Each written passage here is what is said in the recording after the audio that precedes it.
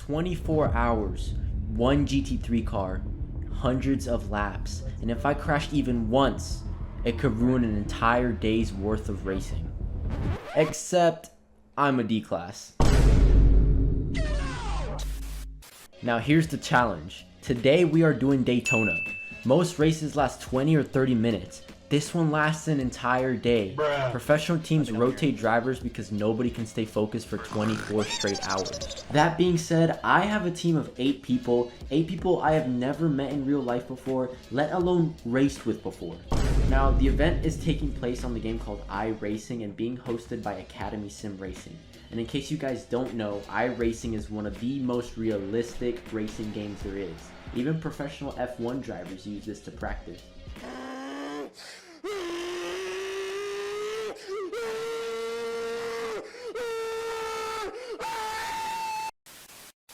Now, how did this all happen? Well, about a week ago, I saw an Instagram post that the racing club at my university posted saying that they were needing racers for the upcoming Daytona event. So naturally, I had to sign up. But in order to prove myself, I began practicing.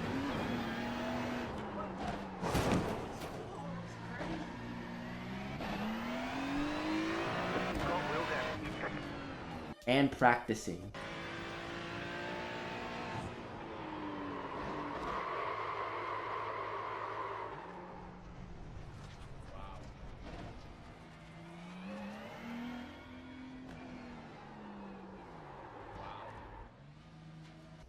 And practicing until finally everything felt smooth.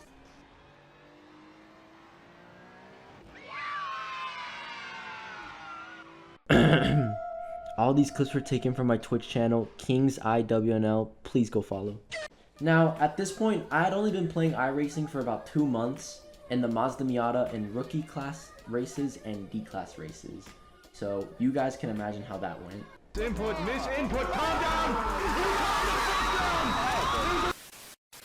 And just when I thought everything was going well, good things always come to an end. And that's when I was told I couldn't use the racing line anymore.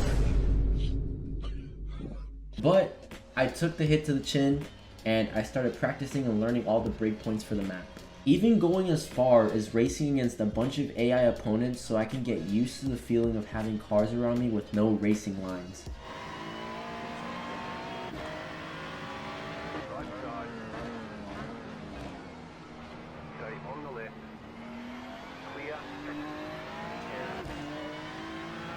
And finally, when I was feeling confident again, the meeting before the race began. Just the number one thing is focus, and that's it. Sometimes things are out of your hand, you know. Maybe there'll be a big crash, maybe someone will pit you. Then came the next day. It was finally race day. The weather was clear and sunny, with my teammate Marcelo being the first up to race. He did the qualifying, landing us in a whopping P3, posting fast times throughout the race.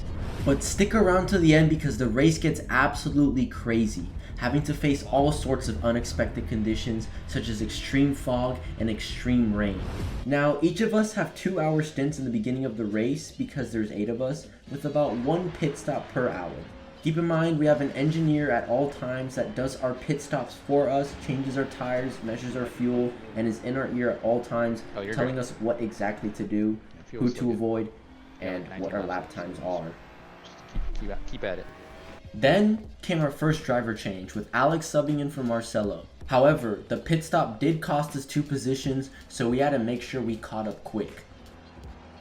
We were gaining at a steady pace until a big crash happened, causing a yellow flag and a safety car to be deployed, slowing us down quite a bit.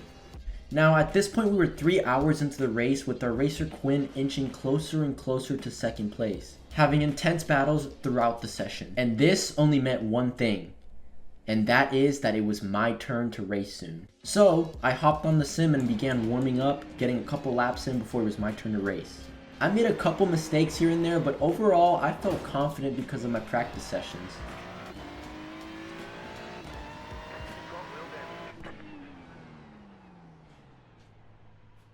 We got damage on the front end. After getting a couple warm-up laps in, it was about my time to hop onto the simulator. I got into the server and I was confident. But is confidence enough to last an entire 2-hour stint? The Daytona race can be super unpredictable. And just when my team was about to pit, the unexpected occurred. Basically, if first place goes in before third place does, then we'll go whenever first place goes in. But I'm also trying to see. Okay, scrap that. We're gonna go in now. We're gonna go in now. All right. So pit in now. He crashed, leaving us all on our toes. But luckily, the car was still able to be driven. All he had to do was drive to the pits, and I was up.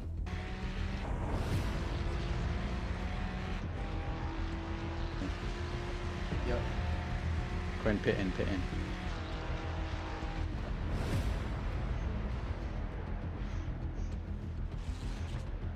Good stuff, good stuff. Say, press the button, make sure you click it, and make sure you click it so it goes green. Let me know when you're in. Miraculously, we made it. The driver switch was successful. I was locked in listening to what my engineer Christian had to say. Okay, we're still on the same lap as the other team, so we should be good. Just take it easy on your first lap on out, okay? Don't forget to press the pit out button. Like he warned me, I made sure to take it easy on my first lap, focusing on feeling how my car felt. It's just between the 2 and 3, you'll be alright. After filling out my car, I focused on having consistent laps, pushing it, but not to the max just yet. However, the other cars quickly caught up to me because of my pit stop earlier. I had to focus and make sure I kept up and stay vigilant in case anything happens. I kept an eye out and noticed that the Mustang was swaying a little bit too much. Oh my god. My instincts kicked in telling me to stay away from that car. No, that Mustang's gonna crash one of us. That car in front of you, though, you do have to overlap them. So you can be on the same lap as them. And just like I said, the Mustang lost control and slammed right into the wall. Yep, good work. Good work, good work. And I narrowly avoided what could have been a race-ending accident. I had to breathe, but there was no time to relax. I had to pass the Porsche in order for a shot at second place. You can flash your lights on this one, fake the play, and then don't go for it. I was getting so close to passing him, but I kept making very small mistakes, pushing me back even further. Ultimately, I wasn't able to keep up, but I wasn't worried because I knew there was still many hours left of the race to catch up. After about 30 minutes passed, I caught up to that same Mustang that crashed, but he was really not letting me go past him. Because of that, I was locked into my position, running low on fuel, so I had to do my first pit stop.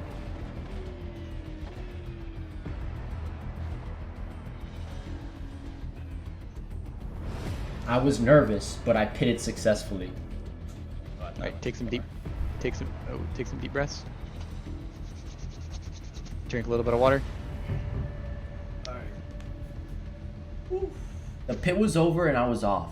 I was finally able to get the breath of fresh air that I so desperately needed. Alright, good stuff, man. You got it. Your tires are only slightly cold just because we were stopped, so do not go flat out on the kink. Okay. I was halfway through my stint and I was cruising. I was getting better and better, more consistent lap times. After about a while, the sun was starting to set, and I still had 8 laps left till I had to pit again. 8 laps.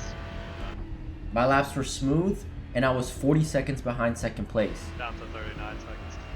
Then, I noticed the weather was starting to shift towards heavy fog, It's getting foggy. which meant that I had to be super careful. The fog made the visibility incredibly difficult, making me have to watch for my braking points way more attentively. Better will let you know, and then he hops in. Laps. 2 laps? Yes, sir. After a couple laps in the fog, it was time to pit again. I officially finished my first stint without any major incidents. You're good, you're good. Alright. My back. Good job, Samuel. Good job. And my back was on fire. Then it was my next teammate Better's turn, taking over the car. However, him taking over meant that he had to drive in the extreme foggy conditions. It was nightfall and Better was going absolutely crazy, posting insane lap times throughout his entire run. That was until he got a black flag for speeding in the pits, costing us 15 seconds. After another driver switch, Christian was in again, doing really well. Then there was a yellow flag for whatever reason. Then Marcelo hopped in, and at this point we're on the 12-hour mark of the Daytona 24-hour race. We were halfway there. And everything was going smooth. We were barely getting any incidents, we were posting super fast lap times, and there was barely any crashes throughout the track. After a while, we were right on the Porsche's tail, until it started to rain. This was bad, because that meant we had to switch to wet tires, otherwise we could crash and our race would be over. We were already 14 hours into the race. We could not risk crashing here.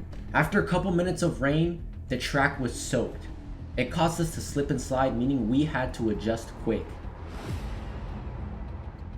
However, thankfully, after about an hour of racing, the rain finally stopped and the weather was clearing up. Until it started to rain again. But we kept our heads up and we kept racing, even doing some pretty clean overtakes.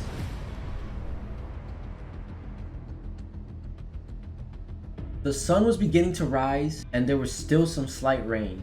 Daytona was soaked. There was giant puddles everywhere. Our drivers were driving cautiously throughout the track, narrowly avoiding these huge puddles. As the track was beginning to dry up, it was almost time for my second stint. We had a couple scares, but everything was fine so far. You're good, you're good. You're safe. No one's, you're still good. It was 10 a.m. local time, and it was time for my final stint. I felt like I had a good night's rest, and I was ready. Alright. Let's get it, boy. I'm gonna wet my face while this shit repairs.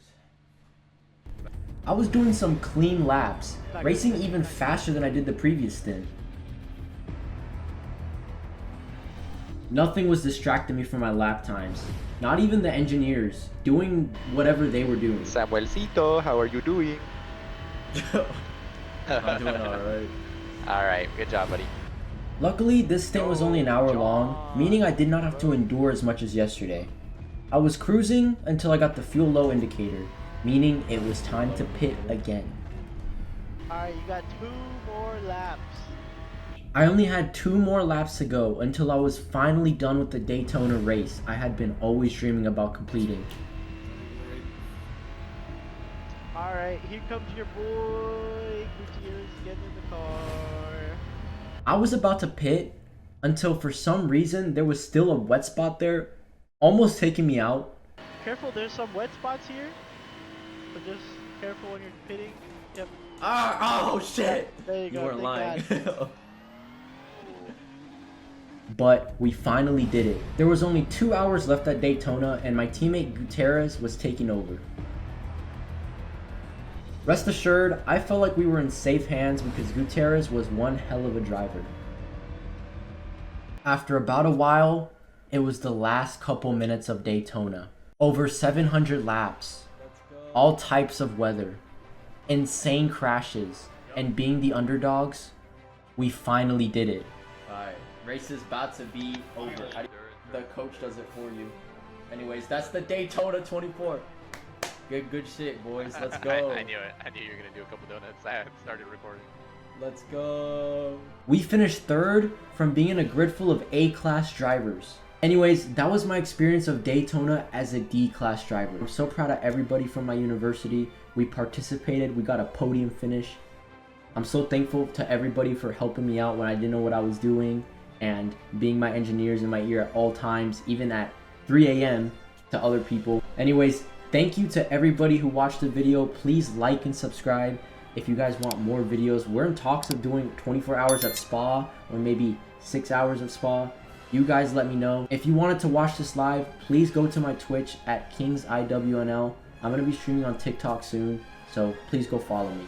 I'll see you guys in the next video.